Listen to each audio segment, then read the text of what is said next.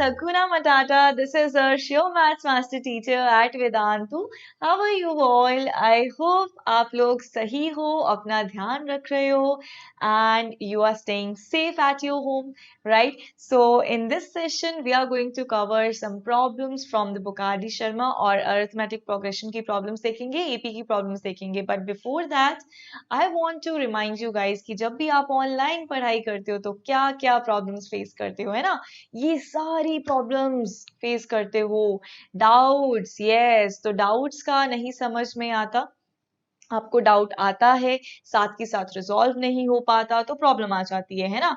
Notes की बात करें तो नोट्स के लिए इधर उधर भागते हो, टीचर्स को रिक्वेस्ट करते हो, है ना, फ्रेंड्स को रिक्वेस्ट करते हो कि नोट्स दे दे यार.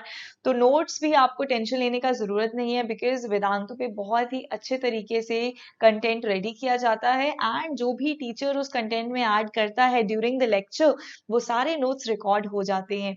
उसके बाद बात करें टेस्ट एंड असाइनमेंट्स की, तो जो टेस्ट हैं वो रेगुलर कंडक्ट किए जाते हैं, एंड असाइनमेंट्स भी आपको प्रोवाइड की जाती हैं ताकि आप मजे से प्रैक्टिस कर सको जो भी आपका सेशन कंडक्ट कराया गया है. सिमिलरली कॉम्पिटिटिव एग्जाम्स के अलग से बैचेस चल रहे हैं बेटा, जो भी ओलंपियाड एग्जाम्स रहते हैं आपके, तो उनके अलग से बैचेस होते हैं, एंड जो स्केड्यूल है वो आपके हिसाब से होगा. आपको जब पढ़ाई करना है आप तब करो, आपको जौन सी भी लैंग्वेज में पढ़ना है आप उस लैंग्वेज में पढ़ो. बेसिकली हिंदी और इंग्लिश ही होती है, ठीक है? तो ये सारी प्रॉब्लम्स आपकी रिजॉल्व होगी when you will take the subscription of Vedantu pro. तो इन प्रॉब्लम्स को कर दोगे आप छू मंतर, साथ के साथ आपको अमेजिंग बोनसेस भी मिलेंगे. वो बोनसेस क्या है? Unlimited live classes. तो जितनी मर्जी पढ़ाई करो, आपके पास अनलिमिटेड लाइव क्लासेस का एक्सेस होगा. आप जो माइक्रो कोर्सेज हैं, मतलब चैप्टर वाइज कोर्सेज हैं, वो आपको सारे प्रोवाइड किए जाएंगे फ्री में. तो अगर किसी भी चैप्टर में डिफिकल्टी आती है तो झट से माइक्रो कोर्स से आप पढ़ाई करके वो चैप्टर में प्रो बन जाओ. देन अगर क्रैश कोर्सेज की बात करें, तो अगर आपका स्कूल में कोई एग्जामिनेशन आ रहा है तो फटाक से क्रैश कोर्स लो, पढ़ो और आग लगा दो. उसके बाद परफॉर्मेंस रिपोर्ट्स जो है वो भी आपको मिलती हैं कि कहाँ कहाँ पर आप स्ट्रांग हो, कहाँ पर आप वीक हो. देन आपको पर्सनलाइज अटेंशन भी मिलता है, ठीक है? तो करना क्या होगा? सिंपल सिंपल स्टेप्स ये हैं बच्चा. You have to visit this link, description box में दे रखा है. Choose your grade, choose your board and click on the get subscription button. उसके बाद आपके पास 1 मंथ का प्लान होता है, 3 मंथ्स का प्लान रहता है और 6 मंथ्स का प्लान रहता है. तीनों में अगर आप ADK pro coupon code use करोगे, जो कि आप यहाँ पर लिखते हो, तो आपको इंस्टेंट 15% ऑफ मिल जाएगा, ठीक है? तो 6 मंथ्स का लेते हो तो सिंस वो ज्यादा लंबा पीरियड है तो उसमें आपको ज्यादा डिस्काउंट मिल रहा है, राइट? तो आपकी पर मंथ कॉस्ट बहुत कम हो जाती है. तो I preferably you should take this 6 months course, right? So करना क्या होगा? Visit this link and use the coupon code ADK Pro. तो चलो क्वेश्चन देखते हैं. Here comes your first question. तो इस क्वेश्चन में क्या बोला है, ध्यान से देखो. Find the next 5 terms of each of the following sequence given by. अब 5 टर्म्स, नेक्स्ट 5 टर्म्स निकालिए, और आपको एक दे रखा है, आपको A1 दे रखा है, और मुझे पता है A1 और A तो एक ही बात होती है, तो वो आपको 1 दे रखा है. तो मतलब सीक्वेंस मेरी 1 से स्टार्ट हो रही है. उसके बाद नेक्स्ट चीज जो आपको क्वेश्चन में प्रोवाइडेड है, that is AN equals to AN minus 1 plus 2, and n की वैल्यू आपको दे रखी है ग्रेटर देन इक्वल टू 2. तो मतलब n की वैल्यू 2 से शुरू हो जाएगी. जब n की वैल्यू 2, मतलब A2 क्या आ जाएगा मेरे पास? A2 माइनस 2 मतलब A1 प्लस 2. A1 की वैल्यू आपको गिवन है 1, तो ये बन जाएगा 1 प्लस 2, तो आपके पास ये बन गया 3. फिर जब हम n की वैल्यू 3 पुट करेंगे तो मतलब आपके पास A3 आ जाएगा. A3 क्या आ जाएगा? A3 माइनस 1 मतलब A2 प्लस 2. तो A2 की वैल्यू आपने क्या निकाली? 3, एंड प्लस 2 करोगे तो आपके पास नेक्स्ट टर्म आ जाएगी 5. सिमिलरली n की वैल्यू जब आप 4 पुट करोगे तो आपके पास फोर्थ टर्म क्या आ जाएगी? A3 plus 2. So that is, आपके पास A3 का वैल्यू था 5, तो 5 प्लस 2 आपके पास क्या आ जाएगा? 5 प्लस 2 आपके पास आ जाएगा 7. तो आपकी टर्म्स क्या बनी अगली वाली? नेक्स्ट 3 टर्म्स आपकी क्या बन रही है? एक आपकी 3 बन रही है, फिर आपकी 5 बन रही है, फिर आपकी 7 बनेगी, फिर 9 बनेगी, फिर 11 बनेगी, एंड सो ऑन, क्योंकि आपका जो ये 2 है ये बेसिकली कॉमन डिफरेंस चल रहा है यहाँ पर. तो ये आपकी सीरीज बन जाएगी 1 3 5 7 9 11.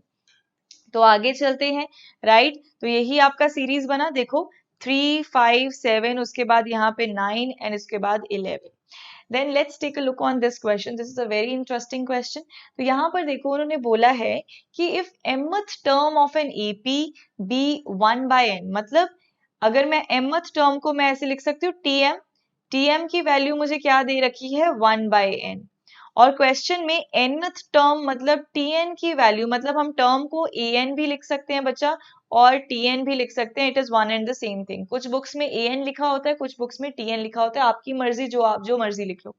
तो tn आपको क्या दे रखा है, nth term is given as 1/m, और आपको शो क्या करना है that its mnth term is 1, मतलब आपको शो करना है कि जो tmn है उसका वैल्यू 1 है. This you have to show. ठीक है, तो जो जो हमें गिवन था वो हमने लिख लिया. अब स्टार्ट कर रहे हैं. tm का मतलब क्या हो जाएगा, a plus m minus 1 into d, that is equal to 1/n. ठीक है, तो अलग अलग से सॉल्व करते हैं. और tn को मैं क्या लिख सकती हूँ, a plus n minus 1 into d, that is equal to 1/m. तो इसको भी अलग कर दो. ठीक है, तो अब यहाँ पे अगर ये दो इक्वेशंस आई हैं मेरे पास, दोनों को सब्ट्रैक्ट कर देते हैं.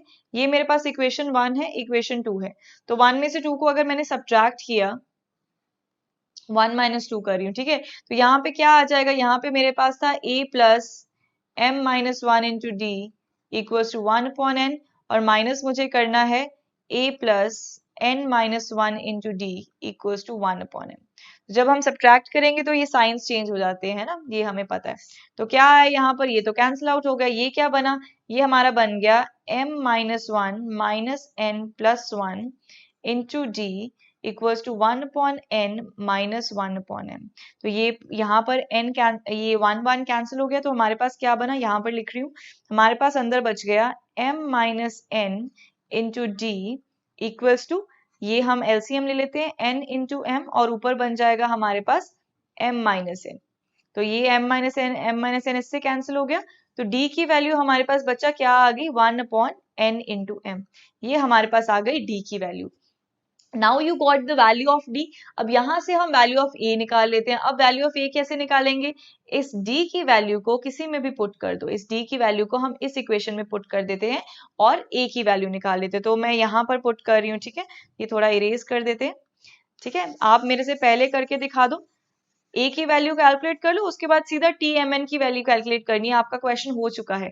तो ए की वैल्यू क्या आ जाएगी, ए की वैल्यू आ जाएगी हमारे पास 1/n minus m minus 1 into D, है ना. तो मतलब 1/n minus m minus 1, what is D, D is 1/mn. तो जब हम इसको ओपन करेंगे तो ये बन जाएगा हमारे पास 1/n माइनस, ये क्या बन जाएगा, माइनस ये क्या बन जाएगा बच्चा, ये बन जाएगा m/mn प्लस 1/mn. तो ऐसा कुछ बना आपके पास. अब ये m कैंसिल हो जाएगा, तो ये बनेगा 1/n माइनस 1/n, तो ये 1/n कैंसिल हो गया. तो मतलब आपके पास a की वैल्यू भी क्या आ गई, ये 1/mn आपकी a की वैल्यू, मतलब d की वैल्यू 1/mn और a की वैल्यू भी 1/nm आ गई.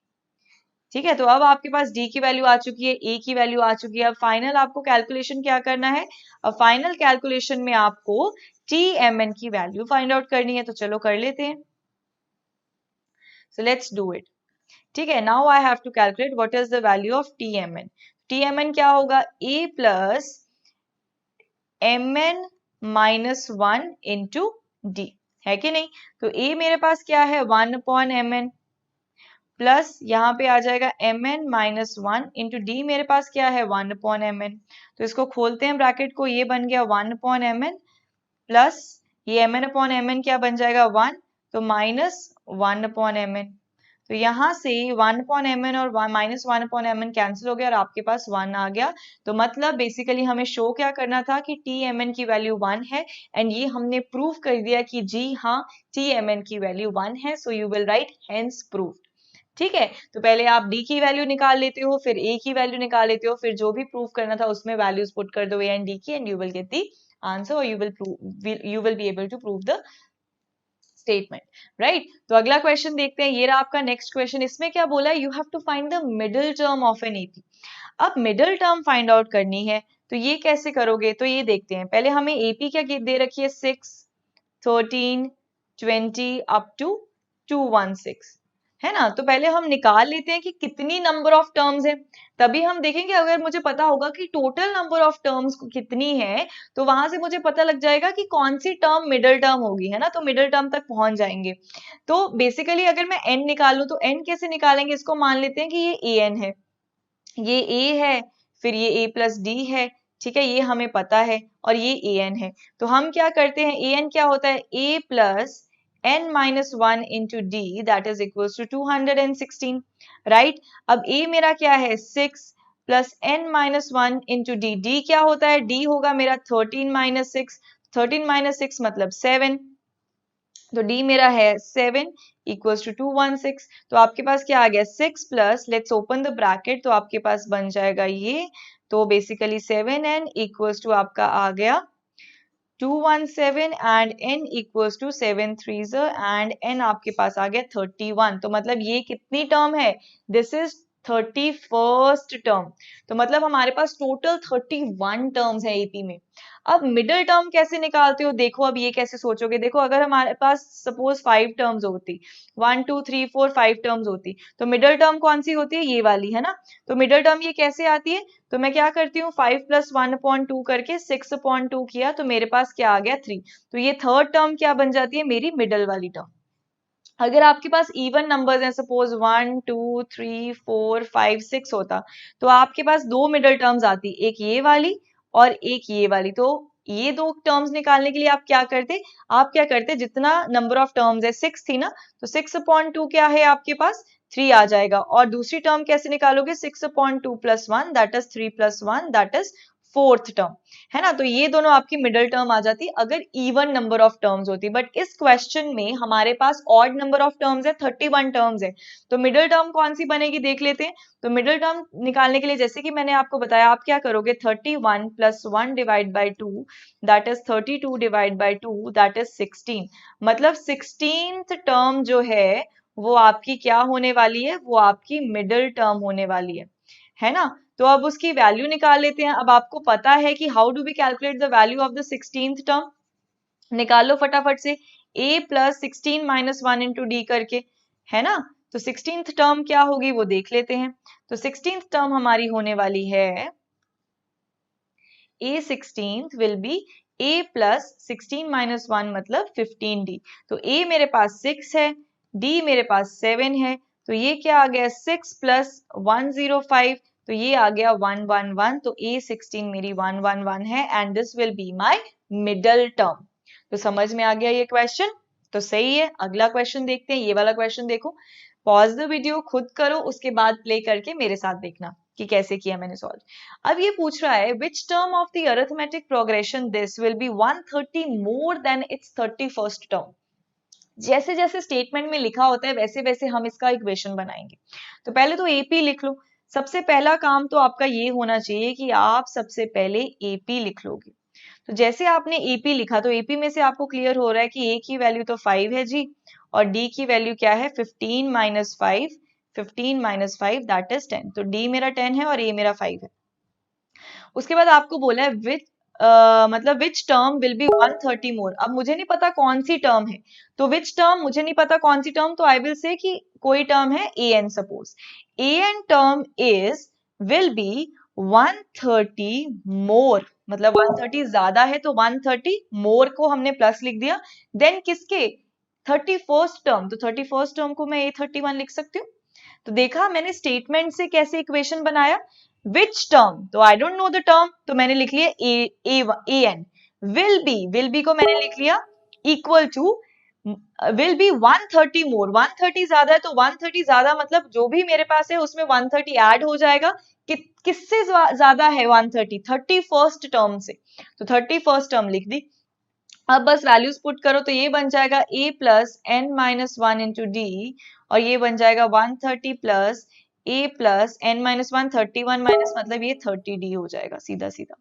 सो ये a कैंसिल हो जाएगा, तो आपके पास क्या बन गया, d का वैल्यू क्या है आपके पास 10 है ना, d का वैल्यू 10 है।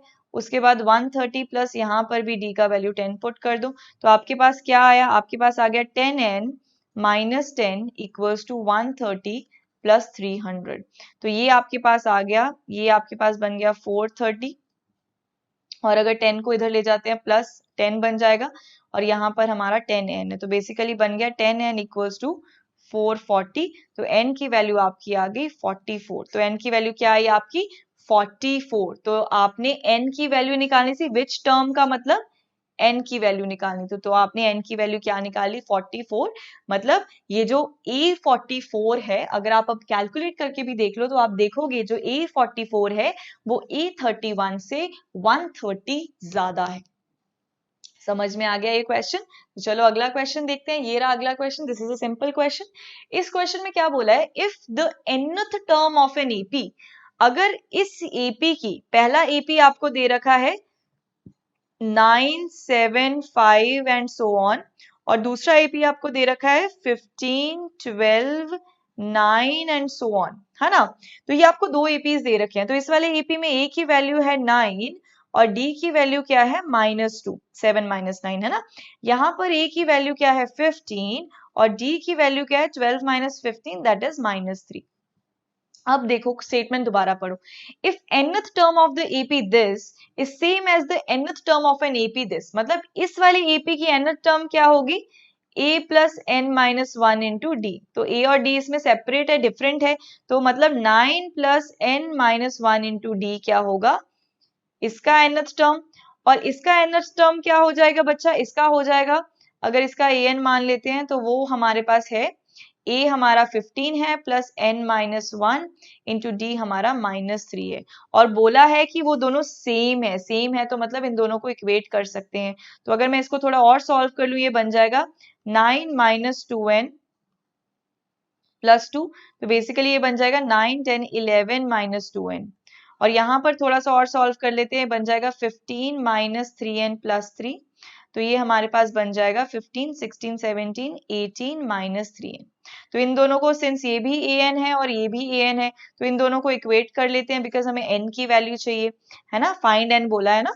तो हम कर लेंगे 11 minus 2n equals to 18 minus 3n। तो 3n को इधर ले जाते हैं तो मेरे पास n बच जाएगा, और 11 को इधर ले आते हैं तो यहाँ पे बच जाएगा 18 माइनस 11, दैट इज 7। तो n की वैल्यू क्या आई आपकी 7, एंड आपको n की वैल्यू ही ढूंढनी थी। तो ये क्वेश्चन समझ में आ गया समझ में क्वेश्चन। तो अगर आपको ये क्वेश्चन इजी लग रही है तो टेंशन मत लो, अभी इजी क्वेश्चन करो, धीरे धीरे विद द टाइम जैसे जैसे हमारा ये चैप्टर आगे बढ़ेगा I will be doing some hard questions as well. सही है, तो चलो अगला क्वेश्चन देखते हैं। ये रहा हमारा नेक्स्ट क्वेश्चन।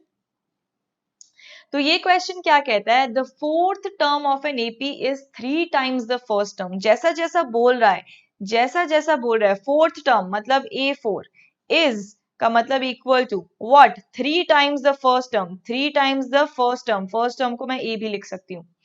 अगली अगली स्टेटमेंट पढ़ो, द सेवेंथ टर्म मतलब A7 exceeds the twice the third term, मतलब 7 टर्म ज्यादा है, एक्सीड कर रही है, किससे एक्सीड कर रही है, exceeds the twice the third term, मतलब 2 times the third term by what, 2 times the third term by 1, एक ज्यादा है, मतलब ये इससे एक्सीड कर रहा है, तो ये स्टेटमेंट बन गया।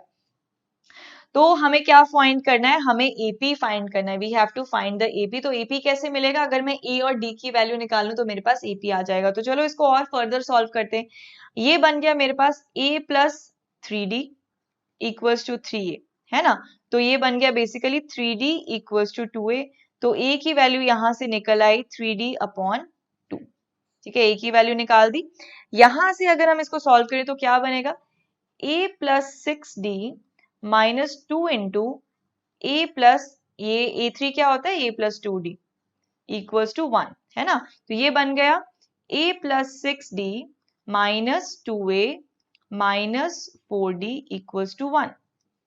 तो a माइनस 2a तो बन जाएगा माइनस a, और 6d माइनस 4d बन जाएगा 2d, तो 2d minus a equals to 1 बन गया।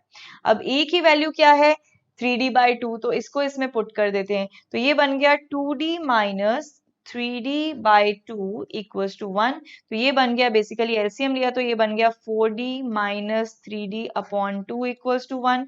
तो ये बच्चा क्या बन जाएगा, d/2 equals to 1, that is d की वैल्यू क्या आ गई हमारे पास 2।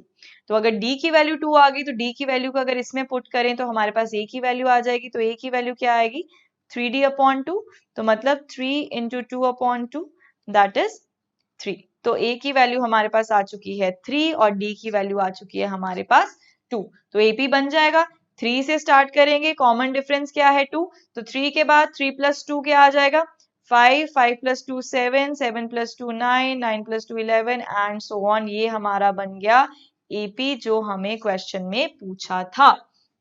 तो समझ में आया ये क्वेश्चन कैसे करना है, ये क्वेश्चन क्लियर हो गया आप लोगों को, सही है, क्लियर क्लियर, ठीक है आगे चलते हैं। फिर आगे आपका है होमवर्क क्वेश्चन। तो आपको क्या देखो करना है, सिंपल सा होमवर्क क्वेश्चन है, इसका आंसर मुझे कमेंट सेक्शन में दे देना बच्चों। तो कैलकुलेट द थर्ड टर्म, आपको थर्ड टर्म कैलकुलेट करनी है and the nth term, third term भी निकालनी है, मतलब A3 भी निकालनी है और an भी निकालनी है of an AP whose 8th term and 13th term are 48 and 78 respectively। तो 8th term मतलब A8 का आपको दे रखा है कि 48 है और 13 टर्म का मतलब A13 की वैल्यू आपको दे रखी है कि 78 है।